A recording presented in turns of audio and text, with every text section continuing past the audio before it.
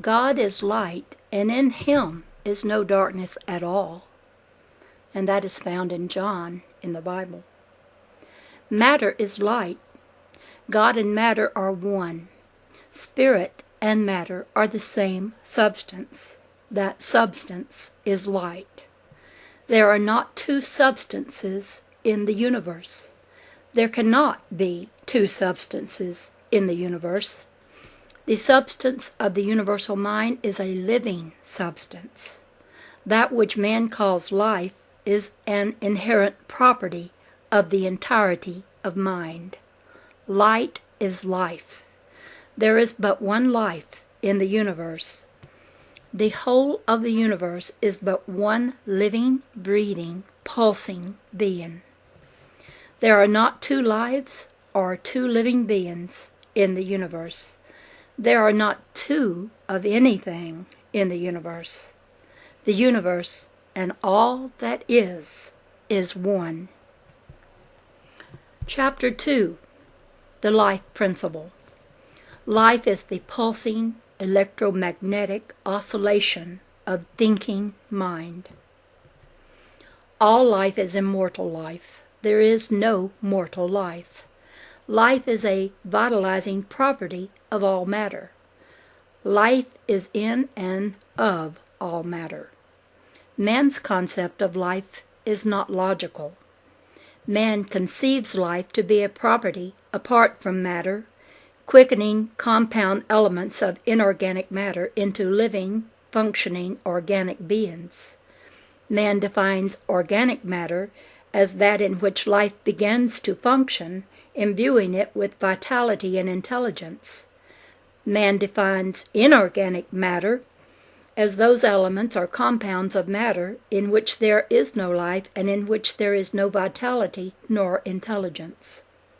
Man conceives life as spontaneously generated in matter at favorable temperatures and under favorable conditions.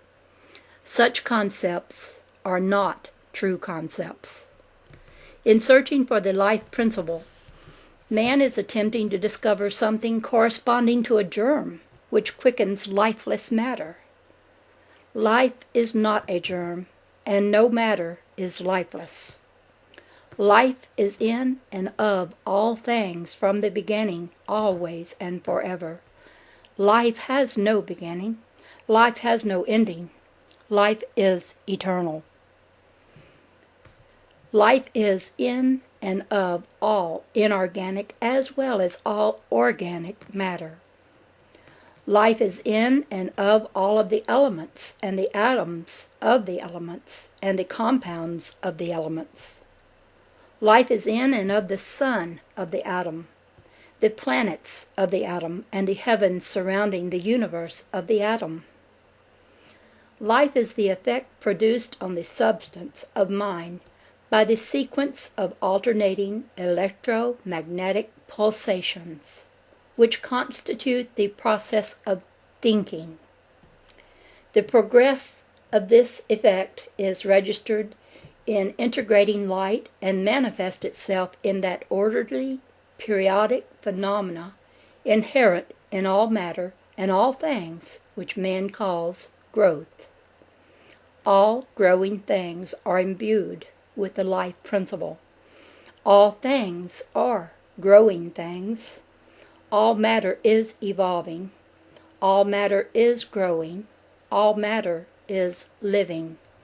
Life is merely the registration in matter of states of motion, of thinking mind. The substance of mind has the appearance of many states of motion, which man calls the elements of matter. The elements of matter do not vary in substance. They vary only in their states of motion. All motion is periodic and evolutionary. All motion is motion in equilibrium. No other motion is possible. All motion has the appearance of being divided into opposites. These opposites of motion shall henceforth be termed motion-in-inertia and motion in opposition. All that appearance which man calls matter is motion in opposition. Motion in opposition is under either preponderantly electric or magnetic domination. It is a state of motion where pressures are unequalized and sustained in their state of unequalization by the resistance of the two opposing forces in motion. The point of maximum motion in opposition is the nuclear center of a unit or system where opposing pressures reach their point of maximum pressure. Form of matter disappears into motion-inertia. Motion in inertia is equally electric and magnetic. Neither force dominates. It is a state of motion where pressures are equalized. Man's concept of life is energized, organic substance. Man's concept of death is de-energized, organic substance. There is no death. Life is eternal. The one substance of the universe cannot become de-energized. Man's concept of life belongs to motion in opposition. Man's concept of death belongs to motion in inertia. Life belongs, in principle, to motion. This is a universe of motion. The cause of all motion is the dynamic action of thinking of the one universal living being, which man calls God or mind, or by other names, all of which stand practically for the one ideal of fatherhood or deity. Thinking is a process, an orderly, evolutionary, periodic process of absolute limitations. All motion of thinking mind is born in the maximum high speed of the universal constant of energy.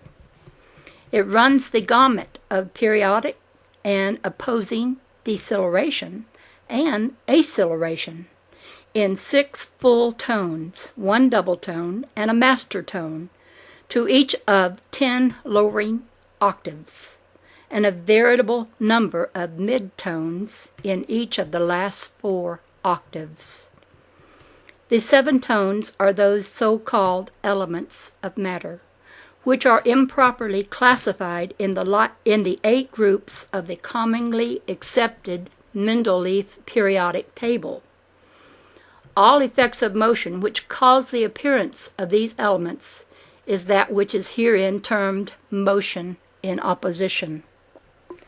Now I'm going to put on here a picture of the Mendeleev table of the periodic law. Okay, this is the table of the periodic law, Mendeleev, 1904.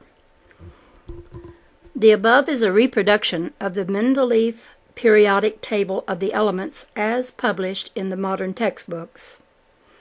It is the present chemical record of the visible universe or the range of matter within the perception of man as of the year 1904, and to which very slight modifications have since been added.